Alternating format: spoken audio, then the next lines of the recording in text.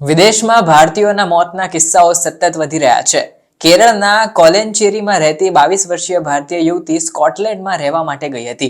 તે 6 ડિસેમ્બર 2024ના રોજ સ્કોટલેન્ડમાં ગાયબ થઈ ગઈ હતી. બાદમાં હવે થોડા સમય બાદ આલ્મન્ડ રિવર નજીક એડિનબર્ગ ન્યૂબ્રિજ પાસે તેનો મૃતદેહ મળ્યો હતો. અત્યારે તેના પરિવારમાં શોકનો માહોલ પ્રસરી રહ્યો છે, કારણ કે આ લાપતા દીકરીનું મૃત્યુ થયું છે એ સમાચાર હવે સામે આવ્યા છે. સ્કોટલેન્ડમાં આ 22 વર્ષીય યુવતી સાન્ટ્રા એલિઝાબેથ સંજુ હેરિયોટ વોટ યુનિવર્સિટીમાં અભ્યાસ કરી રહી હતી. તે કેરળથી પોતાની કારકિર્દી આગળ વધારવા માટે થોડા સમય પહેલા જ સ્કોટલેન્ડ આવી હતી. તે એડિનબર્ગમાં હતી ત્યારે મોડી રાત્રે 9-10 વાગ્યા કે પછી 9:45 વાગ્યાની આસપાસ છેલ્લી વાર સ્ટોરમાં કામ કરતી જોવા મળી હતી. હવે વેસ્ટ ઓફ એડિનબર્ગમાં આવેલા આસ્થા સ્ટોરમાં તે કામ કરતી હતી, જ્યાં તેને બ્લેક ફેસ માસ્ક અને બ્લેક વિન્ટર કોટ પહેર્યો હતો. બાદમાં એ ગાયબ થઈ પછી કોઈએ એને જોઈ જ નહોતી.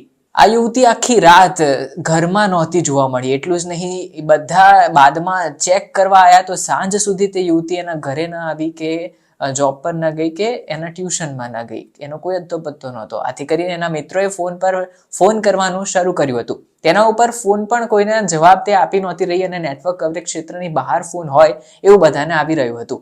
આની વચ્ચે 22 વર્ષીય યુવતીના પરિવારજનો પણ એને સતત ફોન કરતા હતા, પણ તેને કોઈ પણ જવાબ નહોતો આપ્યો. આ દરમિયાન મિત્રોએ સામેથી જ પરિવારજનો જે હતા આ યુવતીના તેને સંપર્ક સાધ્યો અને કહ્યું કે સાન્ટ્રા છેલ્લા ઘણા સમયથી એના ઘરે નથી આવી, કે જ્યાં તે કામ કરે છે ત્યાં પણ તે નથી જોવા મળી. અમે સતત એની તપાસ કરી રહ્યા છીએ, પરંતુ ક્યાંય એની જાણકારી અમને નથી મળી. 6 ડિસેમ્બરથી તે ગાયબ થયેલી હતી અને બાદમાં હવે 30 ડિસેમ્બરે ન્યૂબ્રિજ એડિનબર્ગ પાસે આલ્મન્ડ રિવર હતી, ત્યાંથી યુવતીનો મૃતદેહ મળી આવ્યો હતો. આ અંગે પોલીસે સ્કોટલેન્ડમાં રહેતા તેના મિત્રોને જાણ કરી અને પરિવાર પણ સદમામાં આવી ગયો હતો. ટાઈમ્સ ઓફ ઇન્ડિયાના અહેવાલ પ્રમાણે ત્યાં સ્કોટલેન્ડની પોલીસે ટાંક્યું છે કે અત્યારે આ અંગે પ્રાથમિક તપાસ અમે કરી છે, તો સામે આવ્યું છે કે આ યુવતી કદાચ માનસિક રીતે પડી ભાંગી હોય અને પછી એને પોતાનો જીવ લઈ લીધો હોય. આ મૃત્યુ પાછળ હવે શું રહસ્ય રહેલું છે એની તો વધુ તપાસ અમે આગળ કરી રહ્યા છીએ અને બાદમાં જ બધું સામે આવશે. આમાં કોઈ પણ થર્ડ પાર્ટી ઇન્વોલ્વમેન્ટ હોય એવું અત્યાર સુધી તો નથી લાગી રહ્યું. બાકીનું ભવિષ્યમાં અમે આગળ તપાસ કરીને જોઈશું.